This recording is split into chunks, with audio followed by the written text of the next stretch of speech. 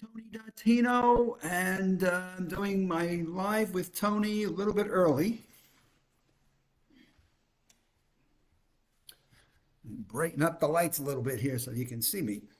Uh, Wanted to share with you something I thought was extraordinarily important, and it really came out of my own appointment with my cardiologist, my periodic blood test results and conversations with my cardiologist on something I think a whole lot of people need to be aware of. So I've already talked to several people about this, and they're just blown away, all going back to have some very important doctor conversations. And it came out of an article that I read on statins. Statins. Statins double the risk of dementia and are being linked to COVID deaths as well. And you just say, Don, I should have known better. Statins, I should know better. I couldn't wait to talk to my cardiologist. I had this conversation with him yesterday. And boy, was I glad we did. And am I glad he's a proactive cardiologist and was years ahead of the curve. Let's go through the sense of why this is so important. We know that nutrition and the things and the supplements and the drugs and things we take have an impact on our cognitive functioning. We know that our brain, the dendritic spines and the firings of our axons need fat in our brain. There have been studies done where people have taken fat out of their diets, all fats out of their diets, and they were beginning to show some signs of dementia.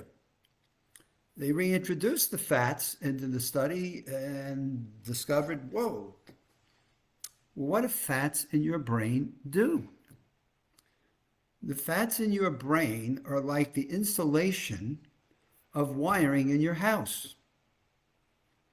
Suppose we took away all of the insulation for your wiring and we just let the wires run hot. How many fires do you think you're likely to have once your house burns down the first time?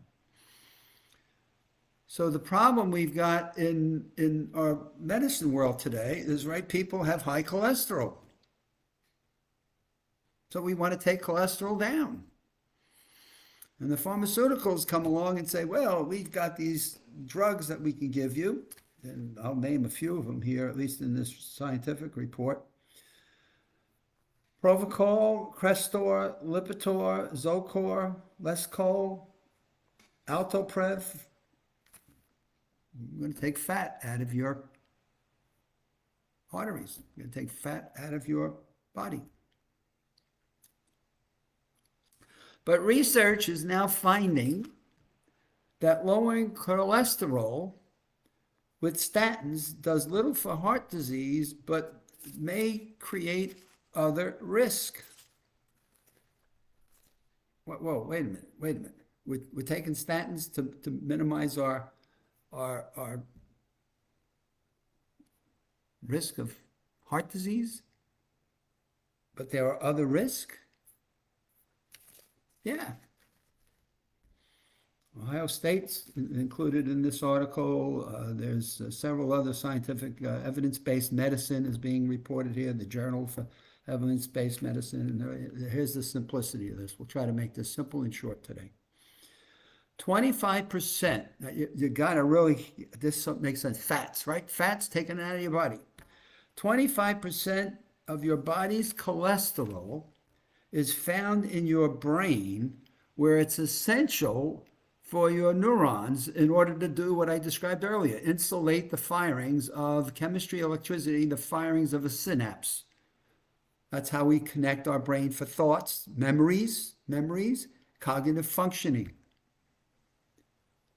25% of the body's cholesterol is in your brain.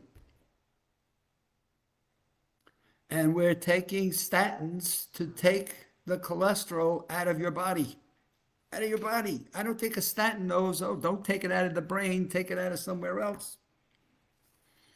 And what the studies are beginning to show at this point is that decreasing cholesterol levels is being associated with cerebral atrophy, dementia. You should only be taking statins with certain critical conditions, which is like you've already had a cardiovascular event. You might have diabetes. You have LDL levels that may be greater than 190 mgs. You have a 10-year cardiovascular risk. I mean, there's some signs that you may want to be taking statins. But recognize that taking statins are going to have risks attached to it, to your mental health. So what was my conversation with my cardiologist yesterday? Boy, am I glad he was ahead of the curve. Years ago, he put me on a heart LDL lowering drug called Livalo, Livalo, Livalo. Put me on that years ago. Now, why did he do that? Because he knew years ago that statins were beginning to be traced to showing up in signs of dementia. And he researched in his world, and he found this drug called Livalo, which is officially not defined as a statin. It has a positive impact on glucose. It does not draw down your Q10s. We hear a lot about CoQ10. If you're taking statins, you might be taking CoQ10, which helps offset. It doesn't impact your liver. And it's not a drug that interacts with other drugs in your body. Plus, it's water soluble.